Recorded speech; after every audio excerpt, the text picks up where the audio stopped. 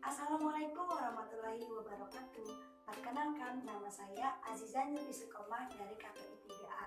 Jadi di sini saya akan menjelaskan secara singkat apa itu sejarah dakwah yang telah diajarkan oleh Pak Zaki selama 1 semester. Yang pertama, pengertian sejarah sendiri berasal dari bahasa Arab yaitu syajaratun yang berarti pohon kehidupan. Menurut istilah, pengertian sejarah dakwah sendiri adalah peristiwa lampau umat manusia. Yang kedua, dakwah Nabi dan Rasul sebelum Nabi Muhammad SAW.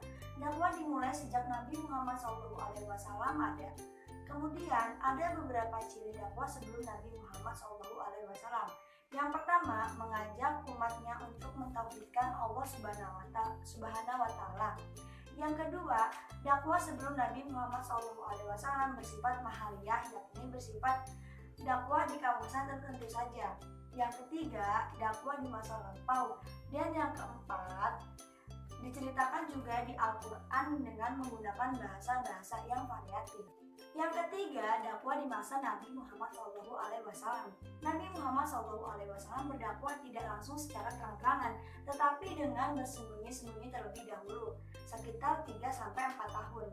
Beliau memulai dakwah dari mulai keluarganya sendiri secara bersembunyi-sembunyi dan secara bertahap.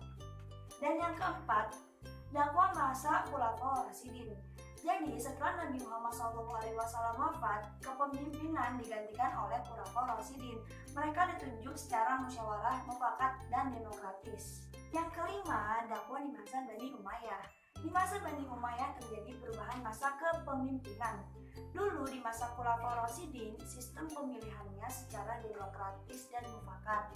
Sedangkan di Bani Umayyah menggunakan sistem turun-temurun atau dinasti yang kesannya sangat otoriter dan mendominasi. Yang keenam, dinasti Abbasiyah yang didirikan pada tahun 132 Hijriah.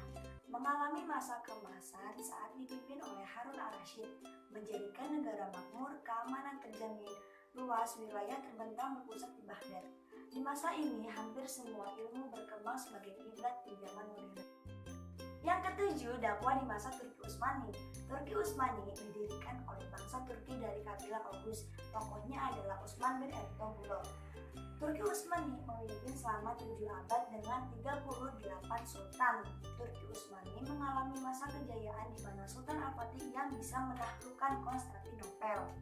Yang kedelapan, dakwah Wali Songo. Salah satu ciri dakwah Wali Songo yaitu bertahap. Di Indonesia, sebelum adanya Islam, mayoritas warganya masih menganut agama Hindu dan Buddha. Kemudian, kapitayan ada yang menyebut animisme atau dinamisme. Kemudian datanglah Wali Songo. Dakwah yang dilakukan Wali Songo itu secara bertahap, tidak langsung atau memaksakan untuk masuk ke agama Islam, tetapi dengan memanfaatkan elemen-elemen budaya. Wali Songo dengan pelan-pelan mendorong masyarakat lewat pemberdayaan ekonomi dan pendidikan. Yang kesembilan, Indonesia adalah bagian dari Asia Tenggara. Asia Tenggara ini dalam hal dakwah memiliki ciri khas dibandingkan dengan Eropa dan Afrika yang mempunyai karakter dakwah masing-masing. 3 kata kunci dakwah di Asia Tenggara yaitu damai, ramah, dan toleran. 3 kata kunci tersebut penting dalam dakwah di Asia Tenggara. Kenapa? Karena Islam masuk di Asia Tenggara itu tidak melalui peperangan, tapi melalui perdagangan, perkawinan, dan pendidikan. Yang ke-10, dakwah di Afrika. Islam masuk di Afrika di masa umat Islam hijrah ke Ethiopia. Islam cukup diterima dengan baik, dan pada masa Khalifah Umar, Mesir ditaklukkan oleh Amr bin As di tahun 640 Masehi. Yang ke-11, perkembangan Islam di Eropa. Tidak lepas dari imigran dari Afrika, Islam masuk ke Eropa melalui cara penaklukan atau peperangan. Tetapi sampai saat ini, Islam menjadi negara minoritas di Eropa. Namun, ada beberapa kontribusi Islam di Eropa pada waktu itu, baik budaya maupun peninggalan sejarahnya. Islam di Amerika dibawa masuk dan disebarkan oleh budak, dan Islam di Amerika tidak lepas oleh Malcolm X. Sedangkan di Australia masuk pertama kali dibawa imigran Timur Tengah. Islam di sini diterima cukup baik. Nah, itu dia teman-teman penjelasan singkat sejarah dakwah dari aku. Kalau misalkan ada yang belum jelas, bisa Aku Jija mohon undur diri. Wabillahi taufiq wal hidayah.